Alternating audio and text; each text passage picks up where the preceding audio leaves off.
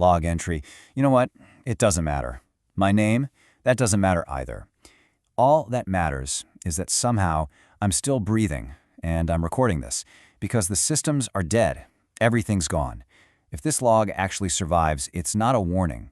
It's more like a testament. You need to understand what happened in here. You need to know about them. So it all started with the alarms. That sound, it's a sound that just gets in your bones.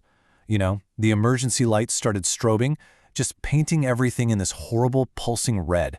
And then the words popped up on the main screen. The two words you spend your entire career just praying you'll never ever see: containment failure. And then the secondary alerts hit. Not the loud klaxons this time, but something so much worse. This low, guttural thrumming sound coming from the lower levels. My blood just turned to ice. This wasn't some pipe bursting. Oh no. This was a biosignature alert. Multiple of them, unclassified. The voids, they were out. They weren't just loose, they were hunting. And the facility's lockdown had just turned this place into a cage, with us on the inside with them. I just slammed my hand on the comms panel, trying to get anything. Central command, dead air. External channels, nothing but static. The whole facility sealed itself, and in that moment, it wasn't a bunker anymore. It was our tomb. And then, the screaming. The screaming from the labs down the hall, it just stopped.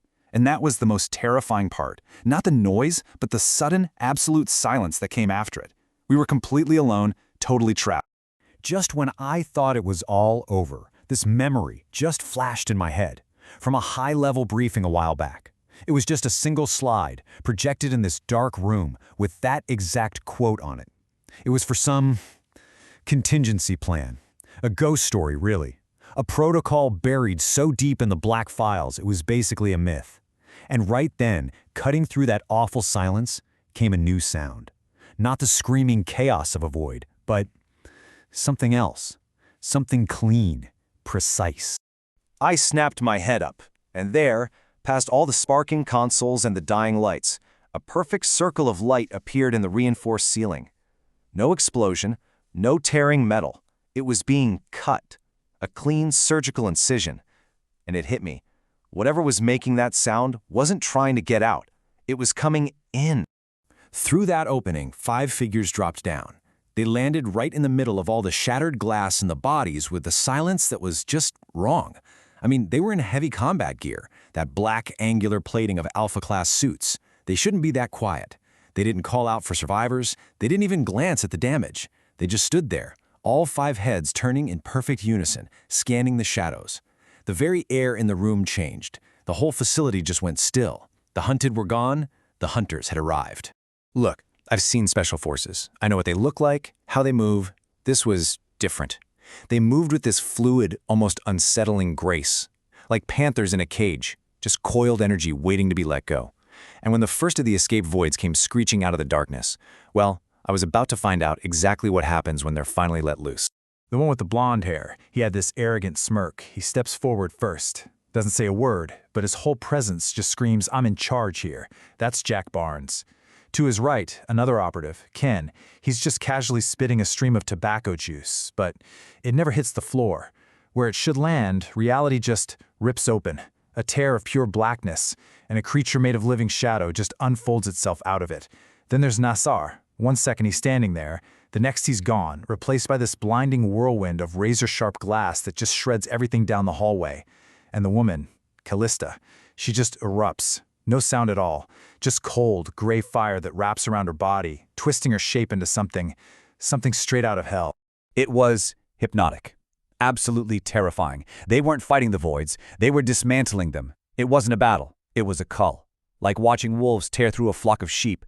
And that's when I finally started to understand the awful truth about this mythical protocol.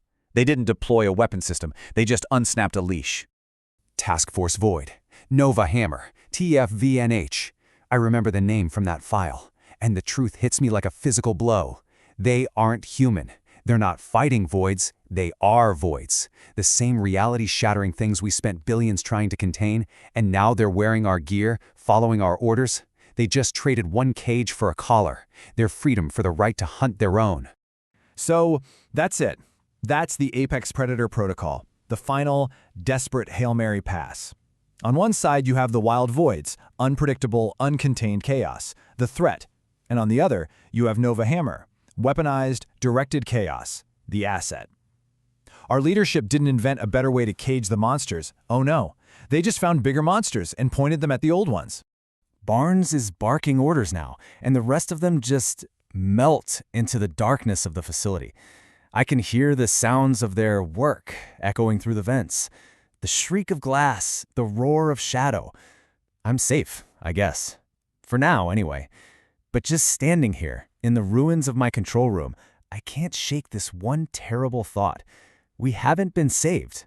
We've just been repossessed.